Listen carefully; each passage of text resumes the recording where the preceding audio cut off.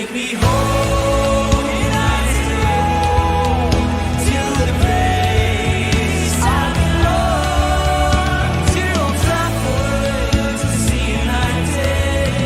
Take me home, United Road.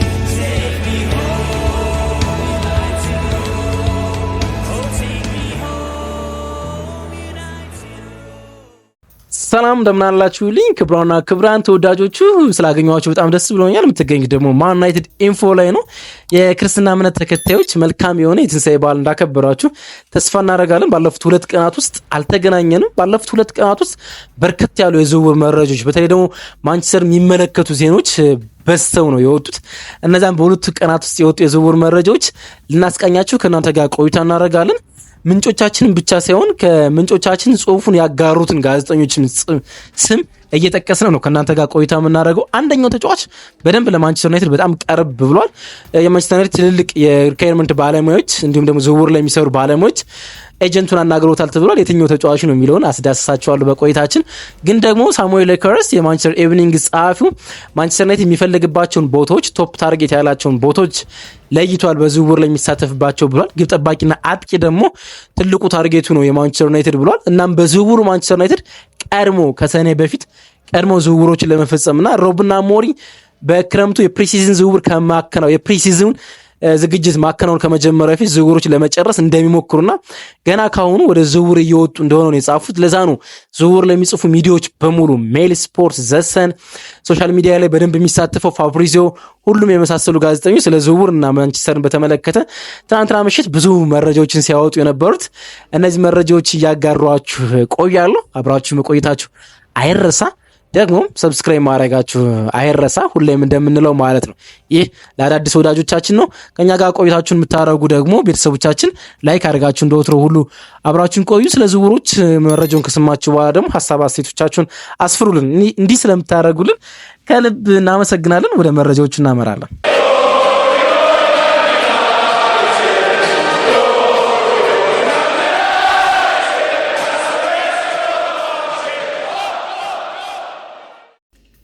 የማንቸስተር ዩናይትድ የክረምት የተጫዋቾች የዝውውር መስኮት ቀድሞ የሚገባ ይመስላል። ያ ማለት ሰኔ ላይ እንደሚከፈት ይታወቃል። ተጫዋቾች የዝውውር መስኮት የአውሮፓ ማለት ነው። ግን የማንቸስተር ዩናይትድ የዝውውር መስኮት ከዛም ቀድሞ እንደሚከፈት መናገር እንችላለን። ምክንያቱም ለዝውውር በጣም ቅርብ የሆኑ ሚዲያዎች በሙሉ ከማንቸስተር ዩናይትድ ቤት ከሰሞኑ በጣም ትልልቅ ግርግሮች እንዳሉ ወይም ደግሞ የዝውውር ወሬዎች እንዳሉ የማንቸስተር ዩናይትድ የሪኳየርመንት ባለሙያዎች ስፖርቲንግ ዳይሬክተሩ፣ ቴክኒካል ዳይሬክተሮቹ እንዲሁም ደግሞ ስካውቲንግ ላይ የሚሰበሰቡት በተለይ ስካውቲንግ ኃላፊ የሆኑ ቪቪያል የተለያዩ ስብሰባዎችን ከሰሞኑ እያደረጉ ነው። እርግጥ ያልሆነውና ዲሳይድ ያልተደረገው ነገር በክረምት ማንቸስተር ዩናይትድ ለዝውውር የሚያወጣው በጀት ላይ አልታወቀም ወይም ደግሞ አልተተመነም ነው የተባለ። ከዛ ውጭ ባሉ ጉዳዮች ግን ብዙ ስምምነቶች አሉ። ለምሳሌ የመጨረሻ ስብሰባቸውን ጄሰን ዊልኮክስ እና ቪቪያል ባረጉበት ወቅት የተለያዩ ተጫዋቾችን ሊስት አውት አድርገዋል። ፕላን ኤ ቢሲ ብሎ በአንድ ቦታ ላይ ዘርዝረዋል ነው ተብሎ ይጠበቀ የሚገኝም። በተለይ ግብ ጠባቂና የአጥቂ ቦታ ላይ ደግሞ ፕራዮሪቲ ነው ወይም ደግሞ መጀመሪያ ቅድሚያ የሚሰጡት ቦታ እንደሆነ የተዘገበ እነ ቪክተር ኦሲሚኔ፣ ዣቪ ሲሞንስ፣ ኤብሪች ኢዜ፣ አንቷን ሲሚና እንዲሁም ደግሞ ማቲያስ ኩናን የመሳሰሉ ስሞች ከማንቸስተር ዩናይትድ ጋር በሊስት አውት እንደተደረጉ ነው እንግዲህ እየተነገረ የሚገኘው። እንግዲህ ማንቸስተር ዩናይትድ በጀት ለምን ዲሳይድ አልተደረገ የሚለው የአውሮፓ ሻምፒዮንስ ሊግ ነገር ስለሚወስነው ነው። እንግዲህ በሚቀጥለው ውድድር ዓመት ማንቸስተር ዩናይትድ የዚህን ውድድር ዓመት የአውሮፓ ሊግ ውድድር አሸንፈው በሻምፒዮንስ ሊግ የሚሳተፍ ከሆነ በሲዝን ውስጥ የሚድዊክ ጨዋታዎች ስለሚኖሩበት ወይም ደግሞ የሳምንቱ አጋማሽ ጥራታቸው ከፍ ያሉ ጨዋታዎች ስለሚኖሩበት የሚያስፈርማቸው ተጫዋቾች ጥራትን በዛው ልክ ከፍ ይላል። እንዲሁም ደግሞ ለዝውውሩ ወደ ኤሮፓ ሊግ ማሸነፉንና በሻምፒዮንስ ሊግ መሳተፉን ተከትሎ ከ120 ሚሊዮን ዩሮ በላይ ስለሚያገኝ በዝውውሩ ተጨማሪ ኢንቨስትመንት ይኖራል ተብሎ ይገመታል።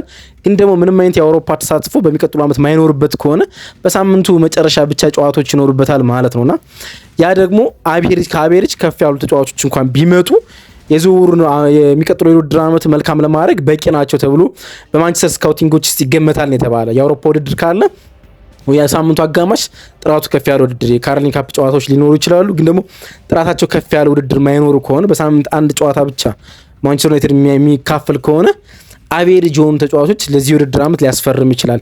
ስለዚህ ዲሳይድ ለማድረግ የአውሮፓ ሊግ ውድድሮች እስኪጠናቀቅ ይጠብቃሉ ነው እንግዲህ ተብሎ የሚገመተው።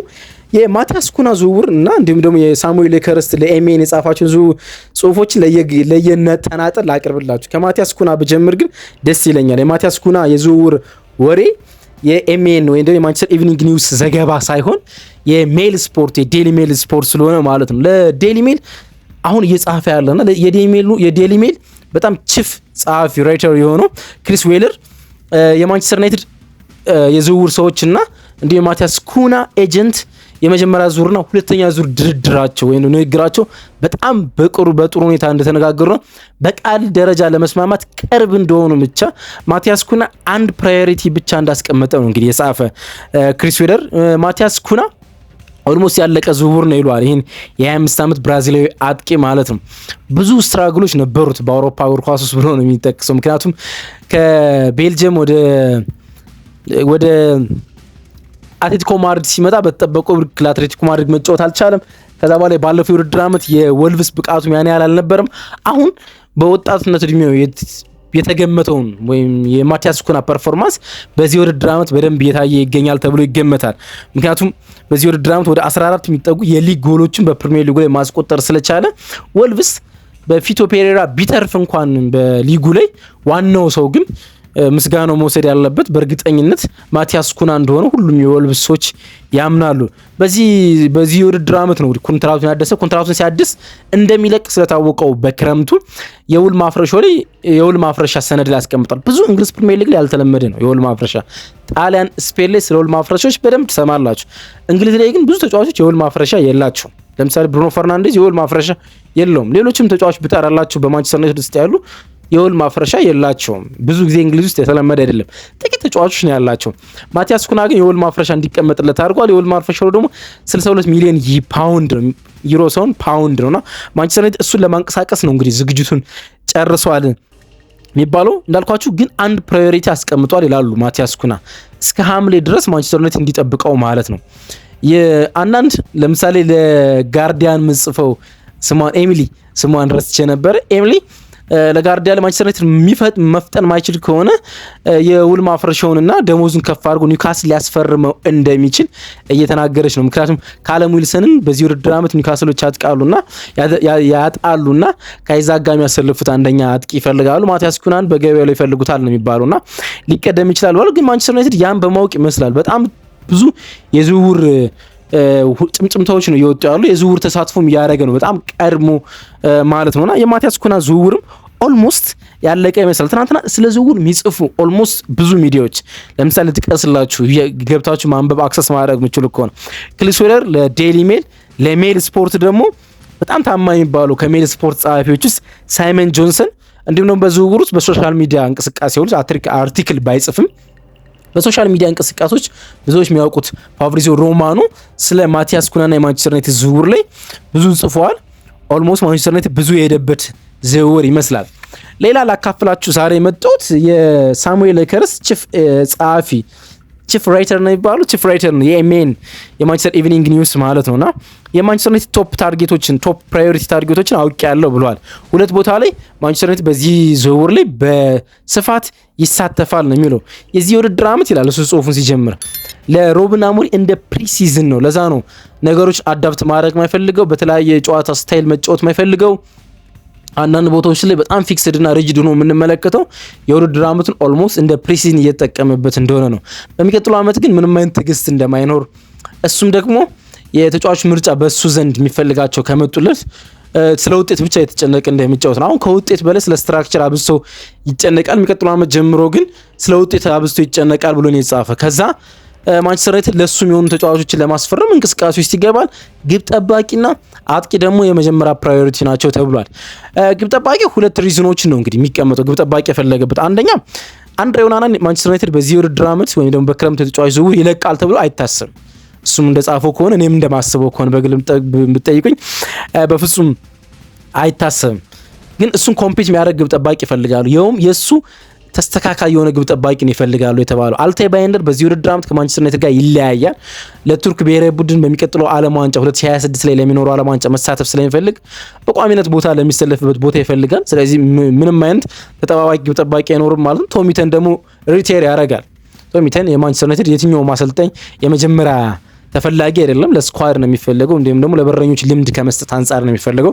እሱም ግን ይለቃል። ስለዚህ ተፈጥሮ ይመስላል ማንቸስተር ዩናይትድ ግብ ጠባቂ ማስፈረም። ግን ግብ ጠባቂ ሲያስፈርም ለተጠባባቂነት ሳይሆን ለፉክክር ለአንድሬ ኦናና ነው። ለአንድሬ ኦናና አንድ የውድድር ዓመት ትዕግስት ማሳየት ይፈልጋሉ ሩበን አሞሪም የተባለና ከሱ ጋር ግን የሚፎካከር የውድድር ዓመቱን እንደዚሁ እንዳሁኑ የሚያደርገው ከሆነ በቀጥታ መቀመጥ የሚያስችል ግብ ጠባቂ ማስፈረም ይፈልጋል ነው እንግዲህ የተባለ። ማንቸስተር ዩናይትድ በዚህ ውድድር ዓመት 33 የሊግ ጨዋታዎች አድርጎ 38 ጎሎችን ብቻ ነው ማስቆጠር የቻለ።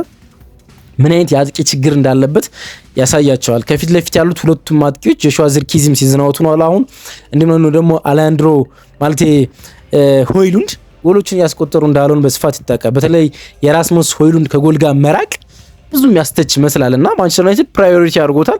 የተለያዩ ስሞች ጋር ስሙ የተገናኘ ነው። ግብ ጠባቂ ላል ነው እንግዲህ በዚህ ውድድር ዓመት ማንቸስተር ዩናይትድ 46 ጎሎች ነው የተቆጠሩበት።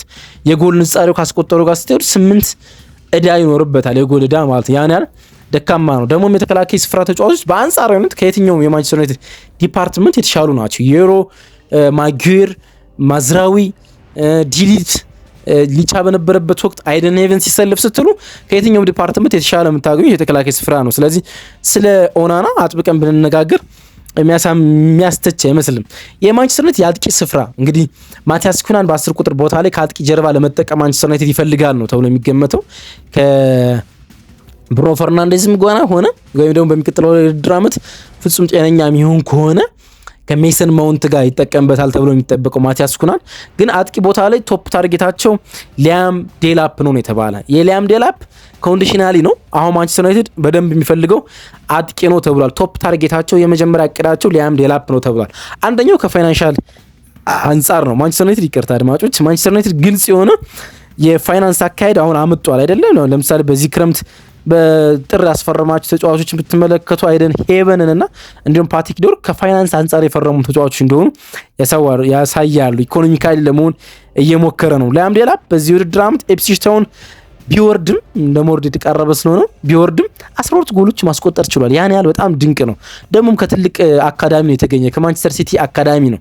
የማንቸስተርን ከተማ በደንብ የሚያውቅ አይነት ተጫዋች ነውና በደንብ ይፈልጓል ተብሎ የተቀመጠ የሱም የወል ማፍረሻ ተቀምጦለታል። የሚወርድ ከሆነ ኢፕስዊች ታውን በ30 ሚሊዮን ዩሮ እንደሚለቅ ነው የተፈራረሙ። ስለዚህ ኢፕስዊች መውረዱ የሚቀር አይደለም። ስለዚህ በ9 ቁጥር ቦታ ላይ እሱን የማስፈረም እድሉ ማንቸስተር ዩናይትድ ሰፊ ነው። ግን ደግሞ በአውሮፓ ሻምፒዮንስ ሊግ ማንቸስተር ዩናይትድ የሚሳተፍ ከሆነ ከሱም ከፍ ያለ ትኩረት ያለው አጥቂ ሊያስፈርም ይችላል። ኦሲሚኒ ስሙ በደንብ እየተያያዘ ነው የሚገኘው። አንዳንድ ስሞች አሉ። ለምሳሌ ቪክቶር ዮኬሬሽ 60 ሚሊዮን ዩሮ የውል ማፍረሻ አለበት። ግን አሁን የሩበን አሞሪም ቶፕ ታርጌት አይመስልም። ምክንያቱም አርሰናል ልጁን ቶፕ ታርጌት አድርጎ እየተመለከተው ስለሆነ የደሞዝ ፉክክር ውስጥ መግባት አይፈልግም ነው የተባለ። ቪክተር ቤንጃሚን ሼሽኮ ደግሞ 2022 ላይ የማንቸስተር ዩናይትድን ፍላጎት ሪጀክት አድርጓል። ስለዚህ ማንቸስተር ዩናይትድ ድጋሚ አይሳተፍም ነው የተባለ። ሌላ ግን የሚጠቀሰው ተጫዋች ኦሲሚኒ ነው። ኦሲሚኒ በቱርክ ሊግ ነው የሚገኘው። ከአንድ አመቱ በፊት ከናፖሊ ጋር የሻምፒዮን ነበር የጣሊያን ሴራ። በዚህ ውድድር አመት በቱርክ ሊግ 29 ጎሎችን ከ34 ጨዋታዎችን ለማስቆጠር ይችላል። ስለዚህ አሁንም በብቃቱ ላይ የሚገኝ ተጫዋች ነው። አንድ የውድድር አመት ብቻ ነው ከኮንትራቱ ላይ የቀረ ማለት ነው። ከዛ በኋላ ናፖሊ በነፃ ነው የሚለቀው። ስለዚህ በዚህ ክረምት እሱን የመልቀቅ ግዴታ ውስጥ ይገባሉ። አንድ የውድድር አመት ብቻ ደግሞ ስለሚቀረው ኮንትራቱ ላይ ድሮ ሲጠየቅበት ከነበረው 100 ሚሊዮን በታች ይሸጣል ተብሎ ይገመታል። በ60 ሚሊዮን ዩሮ ማንኛውም ክለብ ያገኘዋል ተብሎ ነው የሚጠበቀው እና ማንቸስተር ዩናይትድ በአውሮፓ ሻምፒዮንስ ሊግ ላይ የሚሳተፍ ከሆነ ቪክቶር ኦሲሚኒን የማግኘት እድል እንዳለው ነው እንግዲህ እየተሰማ የሚገኘው። እየተሰማ ብቻ ሳይሆን ናፖሊ የመሸጥ ግዴታ ውስጥ ስለሚገባ እሱን ያስፈርማል ነው እንግዲህ ተብሎ የሚገመተው ማለት ነው። ሁለቱ ኤሪክ ድንቅ ፈራሚ ነው ተብሎ የመጡት ኦናና ሆይሉንድ ግን የመልቀቅ ዕድላቸውም ሰፊ ነው። ጥቂት ኦናና እንደነገርኳቸው አንድ የውድድር ዓመት ይታገሷል። ግን ግብ ጠባቂ ማንቸስተር ዩናይትድ የማስፈረም እድል አለው። ያውም ምን ይላል መሰላችሁ ሳሙኤል ክሪስት በጽሁፉ ላይ ሲያካት ኦናና ቀድሞ በአያክስ አምስተርዳም ስለተጫወተ ነው ያስፈረመው ኤሪክ እንዲሁም ሆይሉንድ የመጣ ደግሞ የኤስኢጂ ኢንተርናሽናል ኤጀንሲ አባል ስለሆነ ነው። ኤስኢጂ ኢንተርናሽናል ኤጀንሲ ማለት የራሱ የኤሪክ ቴን ሃግ ኤጀንሲ ነው፣ ወይም ደግሞ ውሎችን የሚያስተናድድ ካምፓኒ። የሆይሉንድና የሱ ኤጀንሲ ተመሳሳይ ነው ኮንትራክታቸው ላይ ማለት።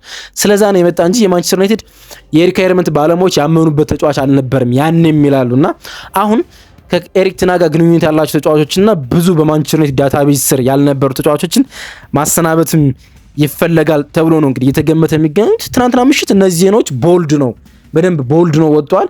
ፕሮግረሳቸው ምን አይነት ደረጃ ላይ ደረሰ የሚለውን ደግሞ እየተከታተልኩ ማቀርብላችሁ ይሆናል ማለት ነው። የማቲያስ ኩና ዝውውር ግን በደንብ ፕሮግረሱ ከፍ ያለ ነው። ሌሎችን ደግሞ በየቀኑ እየተመለከትና ማጋራችሁ ይሆናል ማለት ነው። አብራችሁ ስለነበራችሁ ከልብ አመሰግናለሁ። ቀናችሁ ብሩህ ይሁን።